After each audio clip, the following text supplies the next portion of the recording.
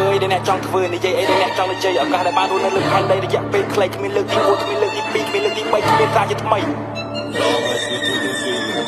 Tell me, y'all 2 to 3 មុននឹងស្ដាប់ពីអ្នកដទៃសួរខ្លួនឯងសិនថាចង់បានអីពុំតន់ចូលចាញ់ពីសម្ដីគិតមួយយើងច្បាស់កុំគិតពី3ព្រោះយើងឈរជើងនៅទីនេះមុនមានថ្ងៃនេះយើងគិត20យកឡាស៊ីមកជាគំរូទឹកមុនអ្នកនឹងប្រែកជាងទឹកត្រីកុំតាមពីខ្ញុំរែកខ្លាំងពេកគួរចេះបើកភ្នែករៀនមើលខ្លួនឯងហ៊ានឈាមចុងផ្លូវនេះខ្លួនឯងដាំដុះខ្លួនឯងដាំស៊ីខ្លួនឯងពុំស្អែកគេភ្លើងចប់ស្អែករេទំនេរគួរទុកពេលលយខ្លួនឯងរូបខ្លួនឯងធ្វើការខ្លួនឯងលួចចែកខ្លួនឯងណាគប់ខ្លួនឯងគួរត្រូវឆ្លាត work hard work smart រៀបរឹកឲ្យស្អាតត្រូវខ្នាតត្រូវប្លង់ចាប់ផ្ដើមចេញពីពាក្យតទេទូតតែសອບពេញពីថងសាងសង់ផ្លូវសម្រាប់ជីវិតផ្លែព្រួញគំនិតត្រូវចិត្តឲ្យត្រង់ចិត្តឲ្យខ្លាំងបាញ់លឺសូផាំងចូលចំគោដៅមួយដែរអ្នកចង់យេខ្ញុំធំធាត់លើដីគ្រូធ្លាយឈឺឡើងធ្លាប់លើក្របឡើងស្ពានក៏សាងឈ្មោះខ្លះជាគ្រូតាពេលខ្ញុំថាច្បាស់ជាងគ្រូទាញថាដូចថាពេលធ្វើដូចធ្វើបាពួកភ្លើញាត់បេលូរីខំថយធៀបខ្ញុំភីដូចពីផ្សងភ្នែករត់ព្រឹកគាត់ធ្លាប់មើងងាយខ្ញុំស្ដាប់សម្ដីអ្នកផ្សេងទោះគេថាយើងនៅក្មេងចូលវ័យកណ្ដាលធ្វើតាមគ្រូក្បាលយកវិសន្តាលើភ្លេងយកច្រាស់ដល់ការមើងងាយធ្វើផ្ទុយពីមកគ្រូទាញ